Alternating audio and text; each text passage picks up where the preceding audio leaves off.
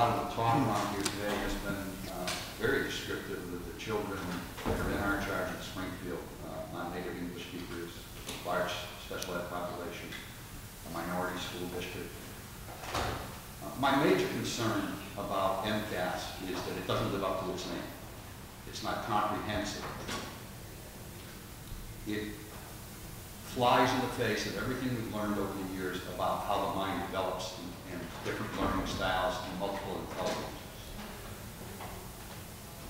An unintended consequence that I have witnessed in my 37 years of public education has been a dramatic decrease in the number of art teachers, music teachers, wood shop, metal shop, PE, health, home and careers, whether it's culinary arts or design of clothing.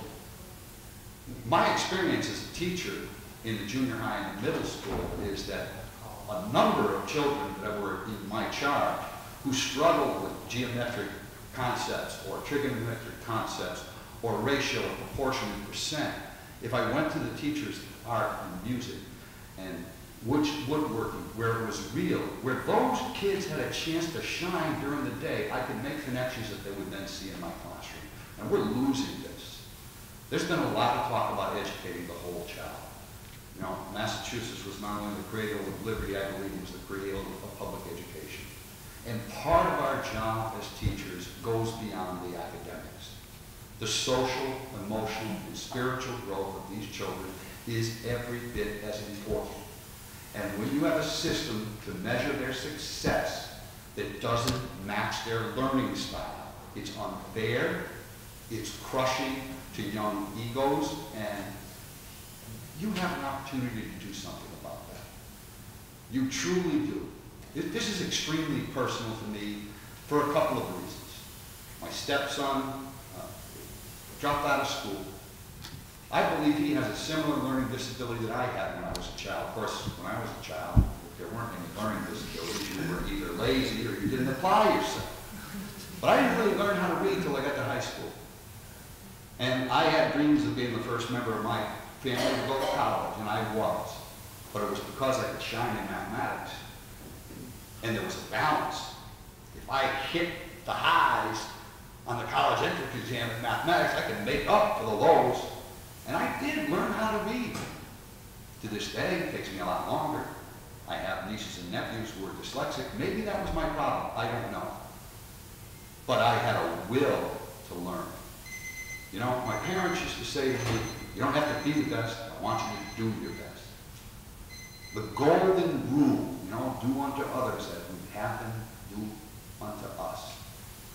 Well, pre-MCAS, we had school systems that dealt with the whole child, their social, emotional, and spiritual growth. And they became good parents, good neighbors, good citizens. This pendulum has swung far too far on this testing medium. And it's not even measuring kids' potential. Public education should be about opening doors, not closing them. If you don't get a diploma because of MCAS, it closes doors for you. You don't have access to financial aid. I've seen the damage done in a bill like this could eliminate some of that damage. This should be about the children. Hold me accountable as the president of a teachers union. Hold the superintendents and the school committees accountable if you don't think we're doing a good job. But don't use the children in the Commonwealth of Massachusetts public schools to do it. And that's what MCAS has been doing for 15 years.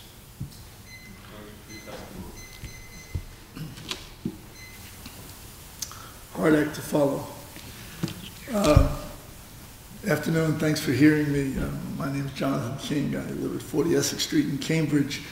And I've worked for decades as a professor of biology at MIT, carrying out biomedical research, supervising a crew of skilled workers, and teaching biochemistry and laboratory skills.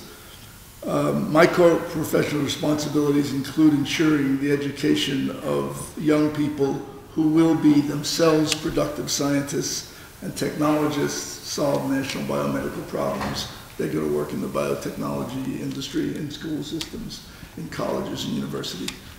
They don't have to pass a test. They have to actually be able to deliver on cancer research or heart research. Now, as a working scientist and a science educator, I understand and I deeply value the importance of an excellent education in the basic sciences for all Massachusetts middle school and high school students, whether or not they're going to proceed to become physicians or scientists. In Science for All Americans, which is a very important national report by the American Association for Advancement of Science, our national scientific leadership clearly identified the need to replace rote learning methods from the 19th century with inquiry-based instructions. And such teaching places scientific method, experiments, data gathering, observation, and interpretation at the center of instruction. So that requires investment in laboratory facilities, supplies, teacher training, professional development, computer access, resources for projects, field trips. Sadly, the decision a few years ago at the State Department of Education to add a science MCAS test, I mean, they'd already done enough damage with the English and math, you'd think they'd learned a lesson, but no, they had to add a science test. What that has done is to just undermine the quality of science education in the public schools, and it was a difficult task as is. But that runs counter to the recommendations of progression of professional groups with expertise in science teaching and learning. High-stakes exams are among the most effective means of alienating students from science. I mean, that's the way you turn kids off. You make them prepare for an MCAS science test. That's also how you drive the creative science teachers from the classrooms, right? I frequently give workshops to high school science teachers, and you produce these wonderful materials been financed by the National Science Foundation or NASA, the Department of Energy, and the teachers say, well, that's great stuff, but you know, my kids have to pass the MCAS science test. We can't have that. We can't afford that in the classroom. Now, the world in which we're trying to prepare these kids for requires people who can observe accurately and think critically, who can apply their education in the sciences to real social and economic needs.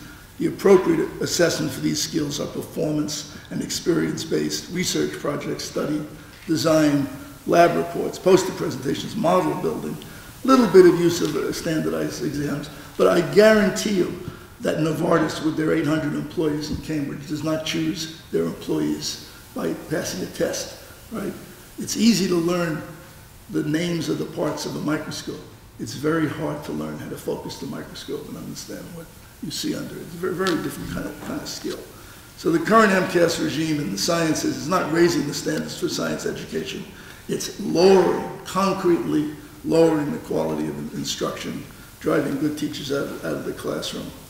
Now, the multiple areas of science and technology, this technology, biomedical, telecommunications space, requires an enormous diversity of human intelligence and skills.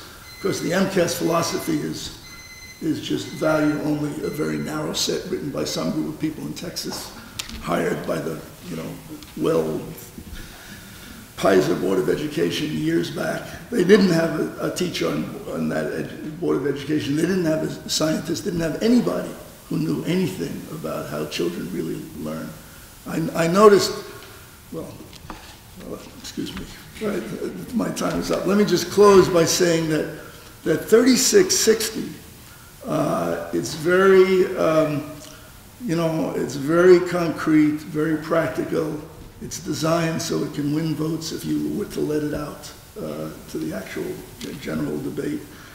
And it would allow the kind of diverse talents of our students to blossom. They wouldn't be regimented. They wouldn't be straitjacketed. It would save millions of dollars. And that would allow us in the educational system to actually focus on what the kids really need. The resources, better laboratories, more equipment, more computers. And I hope that you will have the courage to actually, bring these issues to debate. Thank you very much for the time. Thank you very much for your testimony.